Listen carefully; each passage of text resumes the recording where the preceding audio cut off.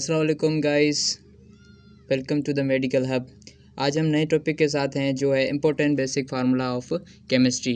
ठीक है, तो इसमें हम थोड़ा फार्मूलेस, उसके ट्रिक्स और एमसीक्यूज़ और लास्ट में होमवर्क करेंगे। ठीक है, तो फार्मूले जो हैं वो बेसिक फार्मूले हैं और इस फार्मूले को अगर आपने समझ लिए तो आपकी केमिस्ट्री इजी हो जाएगी। ठीक है, लास्ट तक वीडियो को देखना, अच्छी लगे तो लाइक करना, सब्सक्राइब ज़रूर करना और शेयर करना अपने फ्रेंड्स के साथ। तो हम स्टार्ट करते हैं कुछ फार्मूलेस और बेसिक ट्रिक्स के साथ।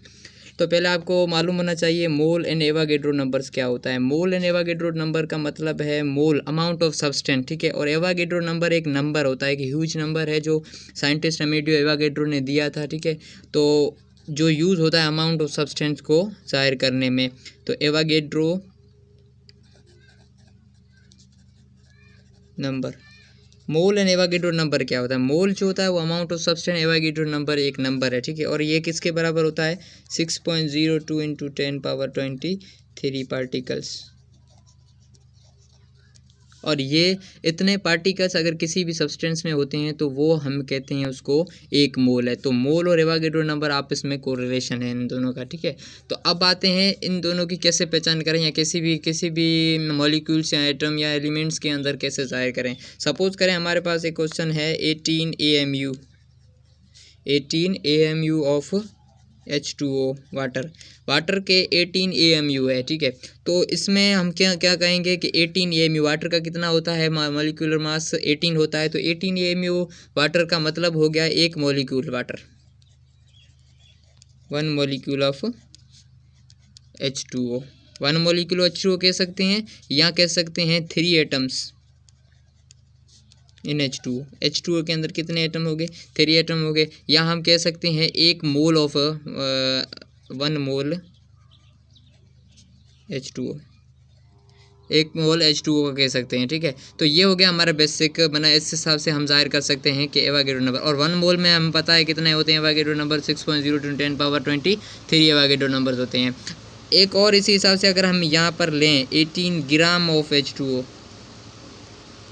ठीक है, 18 ग्राम ऑफ H2O का मतलब भी क्या हो गया? 1 मोल H2O, क्योंकि हम जब भी यूज़ करेंगे 18 ग्राम, और AMU यूनिट किसका है? मास का यूनिट है। जो मास का एटॉमिक मास का यूनिट तो नहीं होता है, बट हम AMU में यूज़ करते हैं, और ग्राम भी यूज़ कर सकते हैं ग्राम एटॉमिक मास के लिए। तो 1 मोल हो गया H2O का। 1 मोल H2O में कितने होते हैं हमारे एवोगैड्रो नंबर? 6.02 इंटू 10⁻23। और हम क्या लेंगे यहाँ पर? एटम लेंगे, मॉलिक्यूल लेंगे या एलिमेंट लेंगे? यहाँ पर हम कहेंगे मॉलिक्यूल, क्योंकि ये वाटर क्या है? वाटर एक खुद एक मॉलिक्यूल लिया है मैंने।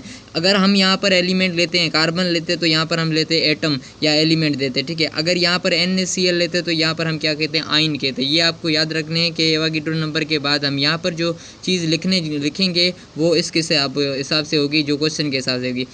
अब हम इसको ऐसे भी लिख सकते हैं 3 इंटू 6.02 इंटू 10⁻23, बट यहाँ पर मॉलिक्यूल की जगह पर आप सिर्फ एटम्स लिख दें, क्योंकि हमारे पास कितने एटम्स हैं? 3 एटम्स ऑलरेडी हैं, 3 मल्टीप्लाई हो जाएंगे। तो इस चीज़ को आप याद रखना। इस चीज़ को आप एवोगैड्रो नंबर में किसी भी मोल को अगर करना चाहते हो तो यहाँ पर ये जो है हमारा जो आ रहे हैं मॉलिक्यूल या एटम या एलिमेंट्स जो हैं उनको आपको ध्यान में रखना है कि उसको क्या लिखना है। अगर एटम लिख रहे हैं तो आप उनको सारे एटम को मल्टीप्लाई करेंगे। अगर मॉलिक्यूल लिख रहे हैं तो सिर्फ मॉलिक्यूल जो है अल्टीमेट, एक मॉलिक्यूल है, 2 मॉलिक्यूल है, 2 3 मोल है, जो भी मोल है वो इनसे मल्टीप्लाई हो जाएंगे। ये हमारी थी बेसिक ट्रिक उसकी मोल एंड एवोगैड्रो नंबर को जाहिर करने की। अब आते हैं थोड़ा आगे कि मोल्स क्या है, मोल क्या है और मोल की फार्मूलेज क्या होती हैं। ठीक है, मोल, ये मोल हमारा। तो हमारे पास बेसिक 3 फार्मूलेज हैं मोल के। इन 3 फार्मूलों को अगर आपने रैपिड फायर में याद कर लिया तो आपको मोल कैसे इजीली निकाल सकते हैं किसी भी क्वेश्चन, किसी भी MCQ से। तो पहला जो है हमारा वो है हमारा गिवन मास, जिसको हम स्मॉल m से जाहिर करते हैं, और दूसरा और डिवाइड में हमारा करेंगे मोलर मास, जो मॉलिक्यूल्स का होगा मास उसको मॉलिक्यूल में मास, और इसको कैपिटल M। ये हो गया हमारा बेसिक फार्मूला एक मोल का। और सेकंड फार्मूला हमारा आता है, ये था फर्स्ट, ये था हमारा सेकंड फार्मूला हमारा मोल का है, वो क्या है? पार्टिकल्स के हिसाब से, कि पार्टिकल कितने हैं। अगर जितने भी पार्टिकल्स हमें मिले हुए हैं 7 × 10⁻25, 7 × 10⁻30, जो भी मॉलिक्यूल्स हमें मिले हैं उनको हम लिखेंगे ऊपर पार्टिकल्स, गिवन पार्टिकल्स, और उसको डिवाइड कर लेंगे मोलर मास। नहीं, मोलर मास से नहीं डिवाइड करेंगे, उसको हम डिवाइड करेंगे एवागेड्रो नंबर से। 6.02 × 10⁻23 से अगर डिवाइड करेंगे तो ये हमारा मिल जाएगा, मोल मिल जाएगा। और जो थर्ड फार्मूला है हमारा, वो है हमारा वॉल्यूम के हिसाब से। तो वॉल्यूम के हिसाब से क्या फार्मूला बनेगा हमारा मोल का? जो भी गिवन वॉल्यूम है, हमें जो भी गिवन वॉल्यूम है 40 dm³, 60, 70 dm³, जो भी हमारा गिवन वॉल्यूम है, ठीक है, उसको हम डिवाइड करेंगे स्टैंडर्ड वॉल्यूम से या मोलर वॉल्यूम से करेंगे। तो मोलर वॉल्यूम हमारा क्या होता है और कितना होता है वो मैं बता दूँ। तो मोलर वॉल्यूम हमारा होता है, एक होता है STP पर और दूसरा होता है हमारा RTP पर, ठीक है। तो STP का मतलब हमें क्या है? STP का मतलब है 0 डिग्री टेम्परेचर हो एंड 1 atm प्रेशर हो। इन दोनों टेम्परेचर और प्रेशर पे जो वॉल्यूम हमारा होता है उसको हम कहेंगे STP, और वो होता है 22.4 dm³। ये हमारा हो गया STP। RTP का मतलब है 25 सेंटीडिग्री एंड 1 atm। इस पर जो होगा हमारा वॉल्यूम वो हमारा कहलाएगा RTP, और RTP पे जो वॉल्यूम होता है वो 24 dm³ या लीटर कह सकते हैं, लीटर। तो ये वॉल्यूम होता है RTP और STP। ये हो गए 3 फार्मूले मोल के। अब इन फार्मूलों को अगर आपने अच्छी तरह से समझ लिया, क्वेश्चन कोई भी हो आप कर सकते हो इजीली इन फार्मूलों को ध्यान में रखकर। अब आते हैं कुछ और फार्मूले केमिस्ट्री के बेसिक्स के लिए, वो मैं आपको दिखाने जा रहा हूँ। नेक्स्ट हमारा फार्मूला है number of atom in elements. तो number of atom in element किसके बराबर होता है? Mole into Avogadro number. अब देखो मोल के मैंने फार्मूले बताएं। अब यहाँ पर 3 फार्मूले हो सकते हैं, जो मैंने गिवन मास के हिसाब से बताया, गिवन पार्टिकल्स के साथ, और गिवन वॉल्यूम के हिसाब से। याद रखना जो गिवन वॉल्यूम वाला फार्मूला है वो सिर्फ गैसेस के लिए फार्मूला था, जो STP और RTP वाला हमने लिया। तो यहाँ पर मोल का कोई भी फार्मूला आप यूज़ करके एवागेड्रो नंबर से मल्टीप्लाई करोगे तो आपको मिल जाएगा number of atom in elements मिल जाएगा। और जब सेकेंड फार्मूला हमारा है वो है number of atom in molecule के अंदर नंबर ऑफ एटम्स को कैसे जाहिर करेंगे, नंबर ऑफ एटम को कैसे हम डिफाइन करेंगे। तो नंबर ऑफ एटम को मालूम करने के लिए सेम फार्मूला हमारा mole into Avogadro number. Just additional में हम क्या कर लेंगे, इसमें नंबर ऑफ एटम कर लेंगे कि नंबर ऑफ एटम्स कितने हैं उस मॉलिक्यूल में। Number of atoms in molecule में जितने भी एटम हो, अगर H2O लेते हैं तो 3 एटम हो गए वाटर के अंदर। तो एटम हम लिखेंगे यहाँ पर, जस्ट एटम को लिखेंगे और मल्टीप्लाई कर लेंगे सेम फार्मूला है। जो भी अब फार्मूले पढ़ेंगे वो इसके बेसिक पर फार्मूले होंगे। इसको आप याद रखना, सिर्फ आपको आगे मल्टीप्लाई करना है कि आप क्या करना चाह रहे हो। मॉलिक्यूल्स के अंदर एटम है तो मॉलिक्यूल के अंदर देखने के एटम टोटल है कितने, ठीक है। तो यह याद रखना फार्मूला। अब हमारा नेक्स्ट जो फार्मूला है वो है नंबर ऑफ आइंस इन। अब नंबर ऑफ आइंस जो है वो हम मॉलिक्यूल्स के अंदर मालूम करने हैं हमें, नंबर ऑफ आइन इन मॉलिक्यूल्स, ठीक है। मॉलिक्यूल के अंदर नंबर ऑफ आइन की जो फार्मूला वो है हमारा mole into Avogadro number same. उसके बाद हम देखना है कि जो मॉलिक्यूल है उसके अंदर आइन कितने हैं। तो उसके अंदर जो भी आइन हो गए, नंबर ऑफ आइंस जो भी हो इन मॉलिक्यूल्स, उसको आप करना है सिर्फ मल्टीप्लाई करना है नंबर ऑफ। अब देखना है, अब मैं कुछ एग्जांपल बताऊं कि नंबर ऑफ आइंस कैसे ढूंढने, ठीक है। तो एग्जांपल हमारे पास है कुछ H3PO4, ठीक है। H3PO4 इसको अगर आप ऐसे करें तो यहाँ पर देखो, अगर इसको डिसोसिएट करेंगे तो हमारे क्या बनेगा 3H+ आइन, ठीक है, प्रोटॉन बनेंगे 3 और एक बनेगा PO4-3, जो हमारा फॉस्फेट आयन बना, ठीक है। तो ये हमारे कितने आयन हो गए 3 और एक कितने हो गए 4 आयन। तो यहाँ पर सिर्फ आपको 4 मल्टीप्लाई करना है, ठीक है। एक दूसरा एग्जांपल मैं आपको दूंगा H2SO4, ठीक है। सल्फ्यूरिक एसिड को अगर एसोसिएट करेंगे तो 2 प्रोटॉन निकलेंगे और जो है एक SO4-2 निकला, ठीक है। अब जो तीसरा मैं एग्जांपल लिखने जा रहा हूँ वो है H3PO3। इसको अगर डिसोसिएट करेंगे तो ये 2H+ में टूटेगा। ये यहाँ पर देखिए H3PO4 लिया तो 3, अगर यहाँ पर H3PO3 लेंगे तो ये हमारे किस में टूटेगा 2 प्रोटॉन में टूटेगा, और जो आगे बनेगा वो HPO3-2 आयन बनेगा। अब ये आयन हो गया, हमें देखो अगर ये क्वेश्चन है तो यहाँ पर 4 आयन, अगर ये है तो 3, अगर ये है तो 2 भी मतलब कि 3। तो ऐसे हम कोई भी अगर इक्वेशन मिली होगी तो उसमें से हम आयन मालूम करके यहाँ पर अगर पुट करेंगे तो हमारा हो जाएगा। देखो इसमें कितने हैं, 4 आयन है, मगर इसमें प्रोटॉन कितने हैं, 3 है, तो इसको हम कहेंगे ट्राइप्रोटिक। इसमें प्रोटॉन कितने हैं, 2 है, तो इसको हम कहेंगे डाइप्रोटिक। इसमें भी 2 है, तो इसको कहेंगे डाइप्रोटिक। ये डाइप्रोटिक आयन, डाइप्रोटिक और ट्राइप्रोटिक आयन। तो यहाँ पर सिर्फ आयन को पुट करना है, ये आपको एग्जांपल मैंने बता दिया, ठीक है। अब नेक्स्ट जो हमारा फार्मूला है वो है number of electrons. Number of electrons in element, या एलिमेंट में देखो या मॉलिक्यूल में, ठीक है, मॉलिक्यूल हो या एलिमेंट हो, उसके अंदर अगर नंबर ऑफ इलेक्ट्रॉन दिखने हैं तो उसका फार्मूला हमारा क्या है, सेम मोल इनटू एवोगैड्रो नंबर, ठीक है। उसके बाद हमें देखना है कि नंबर ऑफ इलेक्ट्रॉन है कितने, number of electrons in one atom या मॉलिक्यूल, ठीक है। मॉलिक्यूल या एटम के अंदर इलेक्ट्रॉन्स कितनी है, इसकी भी मैं आपको एग्जांपल सिखाऊंगा कि कैसे हम ढूंढ सकते हैं, मतलब कि इलेक्ट्रॉन्स को। तो वाटर ले रहे हैं H2O, ठीक है। अब देखो वाटर के अंदर कितने इलेक्ट्रॉन होते हैं, 2 हाइड्रोजन के पास 2 एटम है हाइड्रोजन के, और 8 एटॉमिक नंबर होता है तो किसका, ऑक्सीजन का, तो कितने हो गए, 10 इलेक्ट्रॉन हो गए वाटर के। सेकेंड एग्जाम्पल देखो आप, अगर यहाँ पर हम ले रहे हैं मीथेन CH4, तो यहाँ पर कार्बन के कितने हो गए, 6, और हाइड्रोजन के कितने हो गए, 4। तो कार्बन का एटॉमिक नंबर 6 है तो 6 इलेक्ट्रॉन, और हाइड्रोजन का 1 है तो 4 एटम है तो कितने, 4, ये भी कितने बन गए, 10 इलेक्ट्रॉन। थर्ड एग्जाम्पल हमारा है अमोनिया NH3, ठीक है। नाइट्रोजन के पास 7 होते हैं इलेक्ट्रॉन, और हाइड्रोजन 3 एटम है यहाँ पर, तो 3 यहाँ पर हो गए 10 इलेक्ट्रॉन, ठीक है। तो ऐसे हम कोई भी इलेक्ट्रॉन ढूंढ सकते हैं। ये जो हो गए, इन तीनों का हम कहेंगे क्या है, आइसो इलेक्ट्रॉनिक मॉलिक्यूल। ये जो मॉलिक्यूल्स हैं ये क्या है, आइसो इलेक्ट्रॉनिक मॉलिक्यूल। लाजमी नहीं है 10 इलेक्ट्रॉन सबके हों, ये तो मैंने यहाँ पर लिखे हैं आइसो इलेक्ट्रॉनिक मॉलिक्यूल समझाने के लिए। आप कोई भी और ले सकते हैं एग्जांपल, तो उसमें आपको अलग अलग इलेक्ट्रॉन निकलेंगे, वो आपको यहाँ पर मल्टीप्लाई करना है, आपको नंबर ऑफ इलेक्ट्रॉन है ना, एलिमेंट, मॉलिक्यूल या एटम आपको मिल जाएगा ईजीली, ठीक है। उसके बाद हमारा फार्मूला है नंबर ऑफ वैलेंस इलेक्ट्रॉन, ठीक है। यहाँ पर सिर्फ इलेक्ट्रॉन था, यहाँ पर हमारा है वैलेंस इलेक्ट्रॉन इन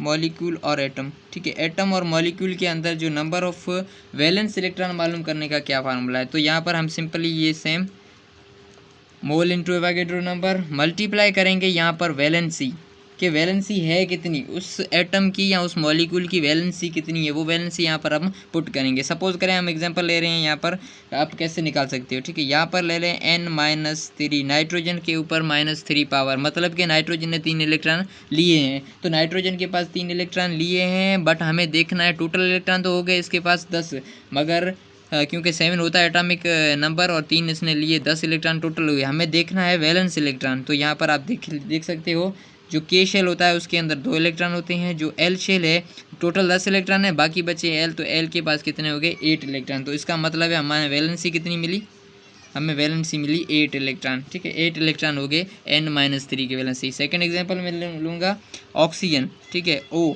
तो O के फर्स्ट जो शेल है उसके अंदर 2 इलेक्ट्रॉन, और जो टोटल इसका एटॉमिक नंबर होता है वो कितना होता है, 8 होता है। तो L शेल के अंदर बाकी कितने बचे, हमें 6 बचे, तो यहाँ पर हमें इसकी वैलेंसी जो होगी वो कितनी होगी, 6 इलेक्ट्रॉन की वैलेंसी। तो ये जो वैलेंसी हमें निकली है वो यहाँ पर पुट करनी है, ठीक है। टोटल इलेक्ट्रॉन नहीं पुट करने, वैलेंसी वाले इलेक्ट्रॉन पुट करने, और हमें कोई भी एटम या मॉलिक्यूल्स का मिल जाएगा, नंबर ऑफ वैलेंस इलेक्ट्रॉन मिल जाएगा, ठीक है। ये फार्मूला इसका है नंबर ऑफ वैलेंस इलेक्ट्रॉन का। सो गाइज, हमें इलेक्ट्रॉन और वैलेंस इलेक्ट्रॉन के बाद थर्ड हमारा फार्मूला है number of bonds in molecule, ठीक है। आपने इलेक्ट्रॉन और वैलेंस इलेक्ट्रॉन को मालूम कर लिया, उसी हिसाब से आप इलेक्ट्रॉन की जगह पर प्रोटॉन, न्यूट्रॉन वो भी कर सकते हो, ठीक है, सेम फार्मूले के हिसाब से। अब यहाँ पर है हमारा third formula number of bonds in molecules, तो इसका भी सेम फार्मूला हम यूज़ करेंगे, मोल इंटू एवोगैड्रो नंबर, जो हमारा सिंपलेस्ट वे है उसको हम लिखेंगे, और उसके बाद लिखेंगे यहाँ पर नंबर ऑफ बॉन्ड्स। तो नंबर ऑफ बॉन्ड्स है कितने, total number of bonds molecules के अंदर है कितने, वो हम लिखेंगे, बॉन्ड्स ऑफ मॉलिक्यूल या बॉन्ड्स इन मॉलिक्यूल जो भी, ठीक है। मॉलिक्यूल के अंदर बॉन्ड्स कितने वो लिखें। अब यहाँ पर कैसे पता चलेगा कि बॉन्ड कैसे मालूम करें, तो यहाँ पर देखो एग्जांपल मैं लेने जा रहा हूँ, मीथेन का एक एग्जांपल लूँगा, बाकी आप प्रैक्टिस करना। तो मीथेन के अंदर देखो आप, मीथेन को जब आप करोगे तो ऐसे इसकी स्ट्रक्चर बनती है, स्ट्रक्चर, ठीक है। एक कार्बन के इर्द गिर्द 4 हाइड्रोजन, तो यहाँ पर हम देख सकते हैं 1 2 3 और 4 हमारे बॉन्ड हो गए, तो यहाँ पर हम लिख सकते हैं 4 बॉन्ड्स, इसी हिसाब से कोई भी अगर आपके पास मॉलिक्यूल है उसको आप पहले तोड़ें, उसको आप ऐसे सिंपलीफाई करें, उसके बाद देखेंगे इसके अंदर बॉन्ड्स कितने हैं।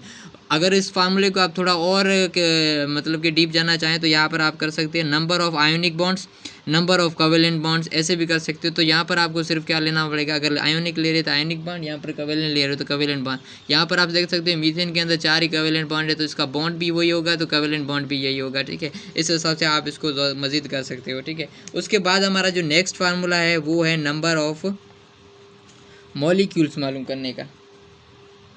नंबर ऑफ़ मॉलिक्यूल मालूम करने का फार्मूला क्या है, वो सिंपल आपको मैं बताया था नंबर ऑफ़ एटम का, तो वो सेम है नंबर ऑफ़ मॉलिक्यूल का मोल इनटू एवोगैड्रो नंबर। अगर मॉलिक्यूल लिया है तो ये फार्मूला लगेगा मॉलिक्यूल वाला, एटम ले रहे हैं तो नंबर ऑफ़ एटम मालूम करने के लिए मोल इनटू एवोगैड्रो नंबर। ये आपको ध्यान रखना है कि इक्वेशन जो है या क्वेश्चन के अंदर आपको मॉलिक्यूल दिया हुआ है या एटम दिया हुआ है। अगर एटम दिया हुआ है तो नंबर ऑफ़ एटम वाला फार्मूला सिर्फ एटम लेंगे, और मॉलिक्यूल है तो नंबर ऑफ मॉलिक्यूल में ये सेम फार्मूला हो गया। उसके बाद जो है ये सिंपल है फार्मूला। उसके बाद जो फार्मूला है हमारा है वो मास इन ग्राम, ठीक है। मास को ग्राम के अंदर कोई भी एलिमेंट हो, कोई भी मॉलिक्यूल वगैरह हो, उसके मास इन ग्राम कैसे जाहिर करें। मास इन ग्राम मालूम करने के लिए हमारे पास जो फार्मूला है वो है mole into molar mass. Molar mass को मोल से मल्टीप्लाई कर लेंगे, आपको मिल जाएगा मास इन ग्राम। मास इन ग्राम किसी भी सब्सटेंस, किसी भी एलिमेंट, किसी भी मॉलिक्यूल का आपको मालूम करना है, उस मॉलिक्यूल का मोलर मास आपको मालूम होना चाहिए। उसको निकाल के आप मोल जितने भी मिले हुए हैं उससे मल्टीप्लाई करें, मास इन ग्राम आपको मिल जाएगा। अच्छा, उसके बाद है हमारे पास मास इन ग्राम, ठीक है। सेकंड फार्मूला जो है इससे रिलेटेड है, मास इन ग्राम इन सॉल्यूशन। सॉल्यूशन के अंदर मास इन ग्राम कैसे जाहिर करें हम, ठीक है। तो ये है हमारा सॉल्यूशन के अंदर मालूम करने का जो फार्मूला है वो है। इसकी जगह पे आपको जस्ट यही करना है कि मोल सेम टू सेम हमारा ये फार्मूले के हिसाब से मोल है, और जस्ट मल्टीप्लाई करना, क्योंकि सॉल्यूशन है तो सॉल्यूशन के में आप क्या लेंगे, मोलरिटी लेंगे। सॉल्यूशन की हमेशा मोलरिटी लेते हैं, तो मोलरिटी आप लेंगे यहाँ पर। तो मोल इंटू मोलरिटी, ठीक है। मोल इंटू, सॉरी मोल नहीं आएगा यहाँ पर, molarity into molarity into molar mass, ठीक है। मोलर मास लेंगे, सॉल्यूशन टोटल है ना, और टोटल सॉल्यूशन के लिए हम मोल नहीं लेंगे, हम मोल की जगह पर मोलर मास लेंगे, ठीक है। मोलरिटी इनटू मोलर मास। और उसके बाद हम देखेंगे कि सॉल्यूशन का वॉल्यूम कितना है, तो इसको आगे मैं यहाँ पर स्पेस नहीं, यहाँ पर ही लिखता हूँ, मल्टीप्लाई बाय वॉल्यूम। तो वॉल्यूम को भी मल्टीप्लाई करेंगे, मगर वॉल्यूम आपको किस में लेना है, डीएम क्यूब में लेना है, ठीक है। वॉल्यूम आपको हमेशा डीएम क्यूब में लेना है। तो molarity into molar mass multiply by volume, तो वॉल्यूम को भी डीएम क्यूब मिला। अगर इस सेम फार्मूले को मैं थोड़ा मॉडिफाई करूं, डीएम क्यूब में नहीं हो, अगर सीएम सेंटीमीटर क्यूब में है तो कैसे करेंगे, तो आप इसी फार्मूले को आप ऐसे कर लें, molarity into molar mass multiply by volume. अगर वॉल्यूम सेंटीमीटर क्यूब में है तो आपको जस्ट इसको डिवाइड करना है किससे, 1000 से। अगर सेंटीमीटर क्यूब में वॉल्यूम दिया हुआ है तो 1000 से डिवाइड, अगर डीएम क्यूब में है तो सिंपली ऐसे ही रहने दे, ठीक है। तो ये हो गए ग्राम, मास इन ग्राम इन सॉल्यूशन। तो सॉल्यूशन के अंदर आप कैसे मालूम करेंगे। अब आते हैं कुछ और, मतलब कि आप मोलरिटी वाले फार्मूले या उसको मोलरिटी को कैसे निकालें, ईटीसी, इसको आप डिस्कस करें। नेक्स्ट हमारा फार्मूला जो है वो है मोलरिटी का। तो मोलरिटी किसके बराबर होती है, मोलरिटी का फार्मूला होता है मोल ऑफ सॉल्यूट। सॉल्यूट के आप कितने मोल ले रहे हो, ठीक है, वो आपको यहाँ पर लिखने हैं। उसको बाद उसको डिवाइड हम करेंगे जो वॉल्यूम होगा, और वॉल्यूम कितना, DM cube of solution. Solution के अंदर लेना है आपको वॉल्यूम, ठीक है। तो सॉल्यूशन के अंदर जो वॉल्यूम है उसको डिवाइड करेंगे mole of solute divide by DM cube या डेसीमीटर क्यूब ऑफ सॉल्यूशन। ऐसे भी लिख सकते हैं आप कि मोल डिवाइडेड बाय डीएम क्यूब। तो इसका ये फार्म यूनिट भी हो सकता है, और इसको वैसे भी सिंप्लीफाई कर सकते हो। ये हमारा हो गया मोलरिटी का फार्मूला। अब देखो मोलरिटी के फार्मूले के अंदर अगर आपको मालूम करना है amount in gram, amount in ग्राम को अगर आप करना है तो यहाँ पर मैंने आपको बता दिया, देखो मास इन ग्राम, अमाउंट इन ग्राम जो भी है, molarity into molar mass multiply by volume in centimetre cube या वॉल्यूम इन डेसीमीटर क्यूब, जो इससे रिलेटेड है। और उसके बाद जो मोलरिटी के अलावा जो फार्मूला दूसरा हमारा होता है वो होता है मोलेलिटी का फार्मूला। मोलेलिटी जो होता है वो हम डेसीमीटर क्यूब में या वॉल्यूम में लेते हैं, और जो हम ग्राम में या किलोग्राम में लेते हैं वो हमारी होती है मोलेलिटी। तो मोलेलिटी में भी सेम है, मोल ऑफ सॉल्यूट, सॉल्यूट के जो मोल होते हैं उनको डिजोल्व करना हमें किसमें, डीएम क्यूब में नहीं करना, उसको हम करना है किलोग्राम ऑफ सॉल्वेंट। सॉल्वेंट के किलोग्राम में कितना सॉल्वेंट हमें लिया गया उसके किलोग्राम में हम करेंगे, तो हमारा मोलेलिटी बन जाएगा, ठीक है। तो इसको आप ऐसे कह सकते हो मोल डिवाइडेड बाय किलोग्राम। तो किलोग्राम में आप इसका हो सकता है ऐसे कर सकते हो आप। ये हो गया मोलेरिटी और मोलेलिटी का फार्मूला हमारा जो सिंपलेस्ट फार्मूला है। अब इसके बाद होता है थर्ड नंबर हमारा होता है मोलरिटी। मोलरिटी के बाद होता है नॉर्मेलिटी। ये थोड़ा डिफ़िकल्ट लगेगा आपको, बट इसको भी आप समझ जाओगे, फार्मूले को आप अच्छी तरह से याद करोगे तो आपको समझ आ जाएगा। तो नॉर्मेलिटी के कुछ फार्मूलेज़ हैं, एक दो नहीं है, कुछ एक दो तीन फार्मूलेज हो सकते हैं इसके। तो नॉर्मेलिटी का एक सिंपल फार्मूला मैं आपको मोलरिटी के हिसाब से बताऊँ तो वो ऐसे लिख सकते हैं, मोलरिटी इंटू हाइड्रोजन और हाइड्रो ऑक्साइड आयन, रिप्लेसेबल जो हाइड्रो ऑक्साइड और हाइड्रोजन के आयन जो होते हैं उसको आप मल्टीप्लाई करेंगे। कैसे आप मैं आपको बताऊंगा, ठीक है। रिप्लेसेबल, पहले फार्मूला लिखते हैं, रिप्लेसेबल हाइड्रोजन आयन या OH आयन, ठीक है। इन दोनों को आप मल्टीप्लाई करोगे जब मोलरिटी थे तो आपको मिल जाएगा नॉर्मेलिटी। अब देखना है यहाँ पर है कि मतलब कि ये जो रिप्लेसेबल हाइड्रोजन आयन और हाइड्रो ऑक्साइड आयन कहाँ पे, कोई भी आप मतलब कि लोगे, अगर सॉल्यूशन लोगे या उसका कोई भी आप मॉलिक्यूल लोगे तो उसमें आपको रिप्लेसेबल हाइड्रोजन आयन कैसे मालूम होगे, तो मतलब कि उसको जब डिसोसिएट करोगे तो उसमें से हाइड्रोजन कितने निकलते हैं, हाइड्रो ऑक्साइड कितने निकलते हैं, हाइड्रोजन कितने। जैसे हमने लिया था पिछले क्वेश्चन में लिया था, जब हमने आयन मालूम करने थे तो उसमें आपने क्या करा था, सल्फ्यूरिक एसिड लिया था। सल्फ्यूरिक एसिड के कितने हाइड्रो ऑक्साइड आयन निकले, 2, क्योंकि डायप्रोटिक है तो यहाँ पर आपको 2 मल्टीप्लाई करना है रिप्लेसेबल। तो रिप्लेसेबल हाइड्रोजन और हाइड्रो ऑक्साइड आयन आपको जब मोलरिटी के साथ मल्टीप्लाई करोगे आपको नॉर्मेलिटी मिल जाएगी, ठीक है। तो ये हो गया नॉर्मेलिटी का फर्स्ट फार्मूला। अब जो दूसरा फार्मूला है नॉर्मेलिटी का वो मैं आपको बताऊंगा ग्राम इक्विवेलेंट वेट के हिसाब से। तो नॉर्मेलिटी का सेकंड फार्मूला यहाँ पर मैं दूंगा, यहाँ पर ही लिखता हूँ। नॉर्मेलिटी का सेकंड फार्मूला वो है हमारा ग्राम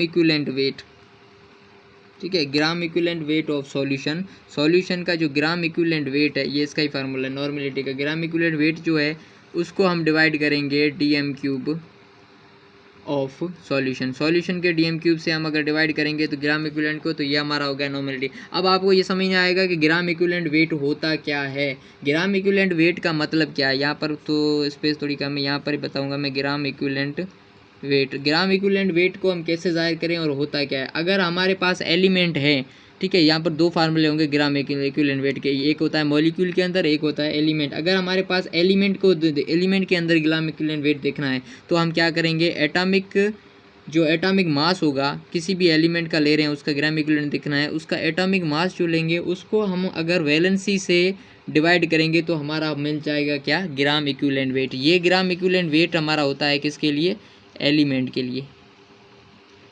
लिए। अगर आप मॉलिक्यूल के अंदर लेना चाह रहे हो तो आप क्या करोगे, यहाँ पर मॉलिक्यूलर मास लोगे, ठीक है। यहाँ पर लोगे आप molecular mass divided by valence नहीं करोगे, डिवाइडेड बाय इलेक्ट्रॉन लॉस और गेन। इलेक्ट्रॉन कितने लॉस हो रहे हैं, इलेक्ट्रॉन लॉस और गेन, ठीक है। गेन और लॉस इलेक्ट्रॉन कितने होंगे उस मॉलिक्यूल में, वो हम यहाँ पर करेंगे डिवाइड। तो ये हमारा हो जाएगा मॉलिक्यूल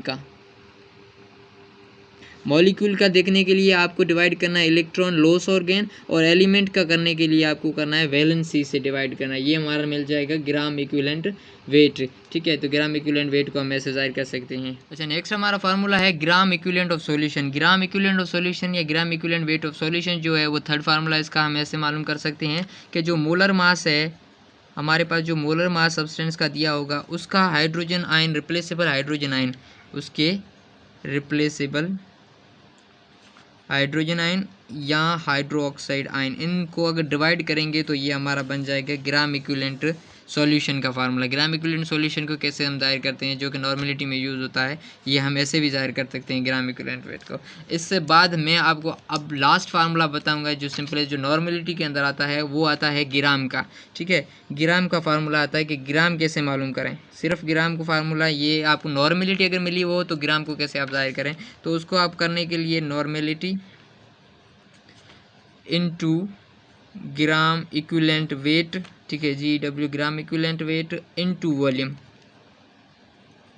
मगर वॉल्यूम आपको किस में लेना है, DM³। अगर वॉल्यूम सेंटीमीटर क्यूब में लेंगे तो आपको क्या करना पड़ेगा, डिवाइड करना पड़ेगा, 1000 से डिवाइड करोगे अगर सेंटीमीटर क्यूब में ले रहे हो। तो ये हो गया हमारा ग्राम का फार्मूला, जो कि हम मतलब कि नॉर्मेलिटी के हिसाब से कर सकते हैं। और इसके बाद एक और फार्मूला याद आ गया मुझे, लास्ट फार्मूला कहेंगे उसको, वो है हमारा परसेंटेज कंपोजिशन। किसी भी सब्सटेंस की परसेंटेज कंपोजिशन, किसी भी सॉल्यूशन की परसेंटेज कंपोजिशन कैसे मालूम करें, solute divided by solution multiply by 100, ये हो गया हमारा परसेंटेज परसेंटेज कंपोजिशन का फार्मूला। तो ये जो फार्मूले मैंने जो भी बताए आपको, ये सब फार्मूले आपको याद करने हैं, सब फार्मूले की प्रैक्टिस करनी है आपको। जो भी एमसीक्यूज आपके पास है, जो भी क्वेश्चन न्यूमेरिकल्स है, उसको आप इन फार्मूलों को अप्लाई करना है, इन फार्मूलों का आप याद कर लेना अच्छे से, तो आपका इजीली हो जाएगा। केमिस्ट्री के जो भी बेसिक प्रॉब्लम होगी, जो भी न्यूमेरिकल, वो इजीली आपको सॉल्व आ जाएंगे। अब मैं एक दो आपको ट्रिक्स में बताऊंगा जो बेसिक फार्मूलेज की हैं। बेसिक फार्मूलेज की ट्रिक में आपको क्या याद करना है, कुछ क्वेश्चन ऐसे होते हैं जिसमें हमें देखना होता है कि क्वेश्चन में ऐसे बताया जाता है कि number greater number of molecules कौन सा होगा ऑप्शन, या मैक्सिमम नंबर ऑफ मॉलिक्यूल कौन सा होगा ऑप्शन। उसका मैं दो आपको एमसीक्यूज भी लिख कर दूंगा। उससे पहले आपको ये याद रखना पड़ेगा कि जिसके ग्रेटर मोल होंगे, जो भी मतलब कि मॉलिक्यूल होगा उसके ग्रेटर मोल होंगे, जिसके भी ग्रेटर मोल होंगे उसका क्या होगा, मास भी ग्रेटर मास या मॉलिक्यूल भी ग्रेटर होंगे, ग्रेटर मॉलिक्यूल। जिसके मोल ज़्यादा होंगे उसके मॉलिक्यूल भी ज़्यादा होंगे, और जिसके लेस होंगे, लेसर द मोल,